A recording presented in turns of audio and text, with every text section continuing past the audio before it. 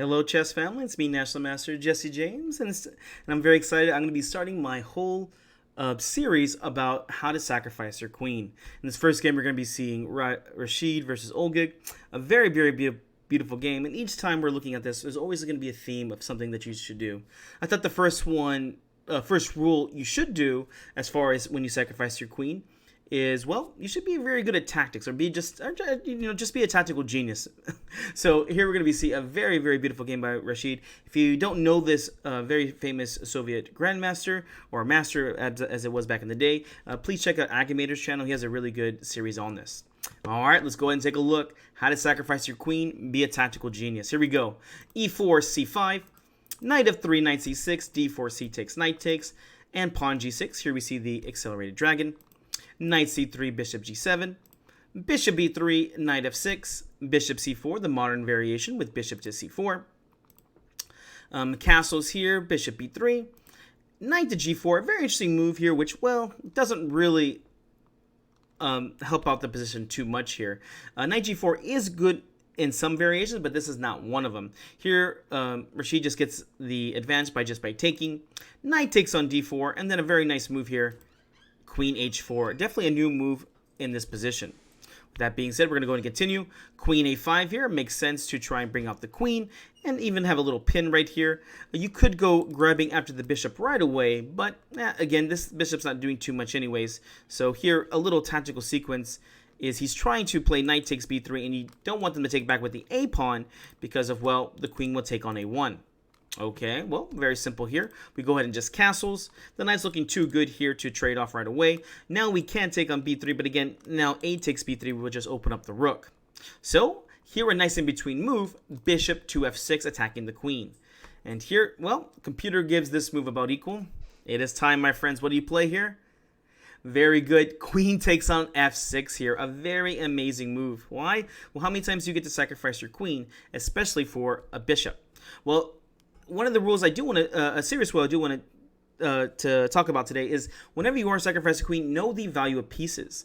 And here this dark square bishop is not just worth a 3, it's probably worth about 4 or 5 here because it is a dragon bishop, and this does defend the king. So in certain positions, some pieces are worth more than others.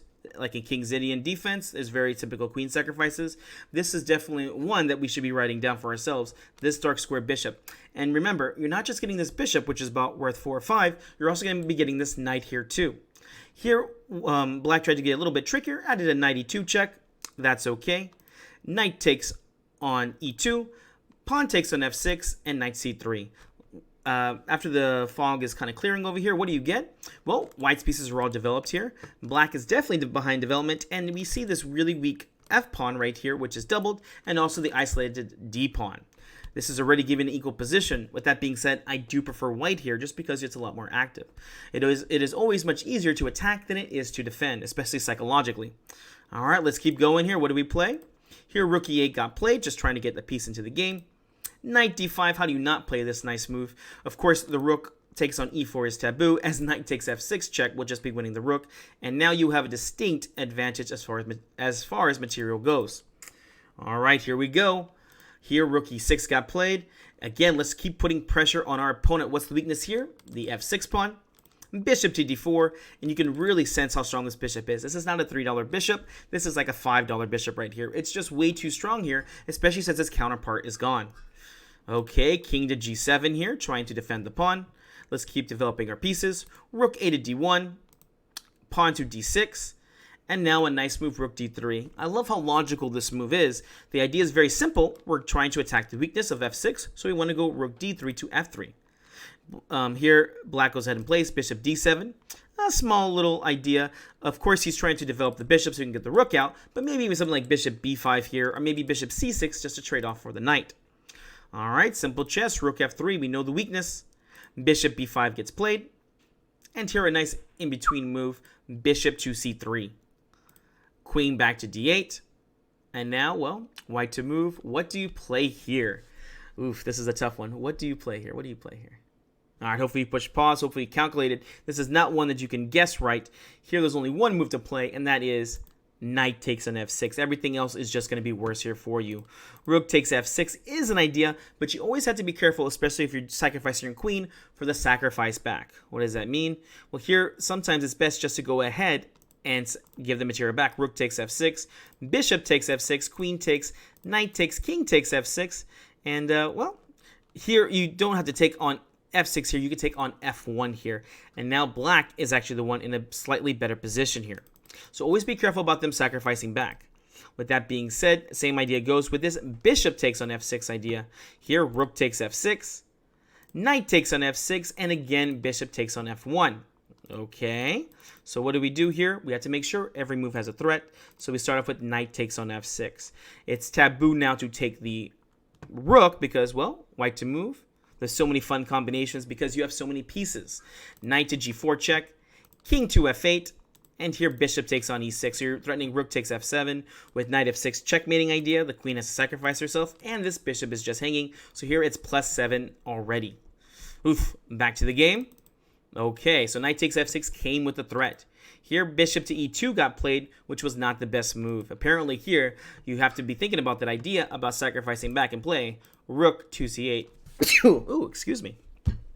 So rook c8 would have been the move here. Again, thinking about sacrificing. But for a human, well, this is very hard to play. I mean, you know that there's knight checks coming around with discoveries. So, well, I can't say I can't say I would have had the heart to play this. Anyways, back to the game.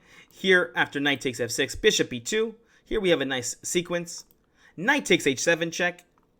King to g8. Of course, we cannot take this knight as, well, here there's a few winning variations. Rook takes f7 check. King runs to h6. Bishop takes on e6. Bishop takes f1.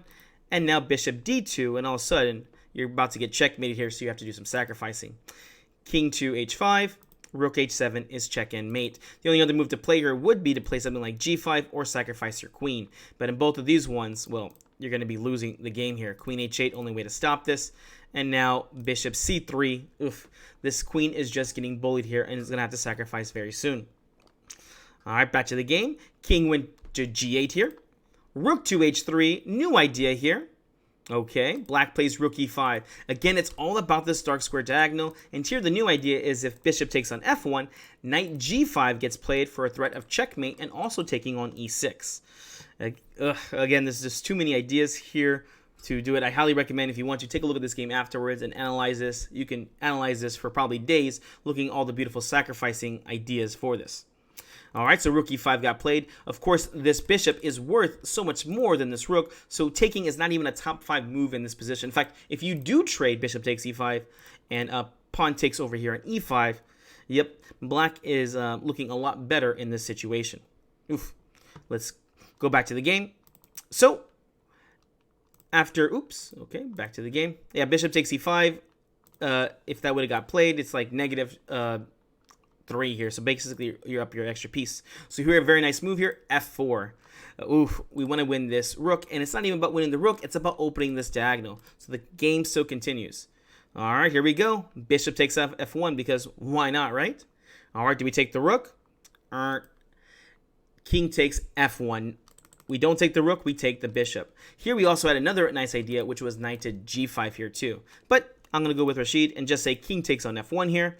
Oh my gosh, I love these kind of quiet moves that you can play. I mean, you just sacrificed a queen and you just sacrificed another piece. And now, well, let's just play nice calm moves now. Rook c8 got played, finally coming up with this idea. Let's get rid of this dark square bishop. All right, here we go. Combination alert. Bishop to d4, another quiet move. Saying, I'm going to hold on to this bishop. Pawn b5, knight g5, and rook c7. Oh my gosh, combination alert. Again, here we go. What do we do here? Oh, this is so beautiful.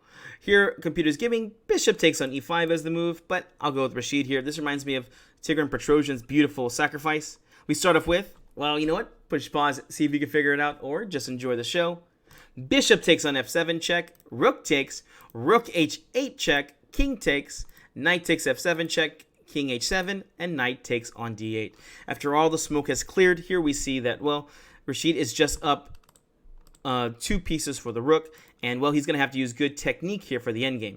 Although, after someone has just figured out all these very nice tactical sequences, I have a feeling the endgame won't be too hard for him.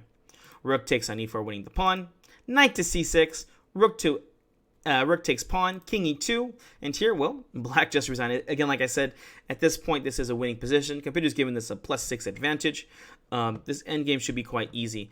One of these pawns most likely will be falling. This isolated pawn, this guy over here. I mean, we could create a pass pawn over here. Most likely one pawn will fall, which means we'll be able to create another pass pawn over here. So, yep, here the game just ended with resignation. If you can't get out of the kitchen in the first part of the game, you ain't gonna get out of it at the second part of the game. Well, guys, I hope you enjoyed this one. Remember, whenever you are sacrificing, think about the value of the pieces, and different openings are gonna be different values. The bishop in the dragons or the accelerated dragons altogether, these dark square bishops are worth more. So sacrifices for this will make sense.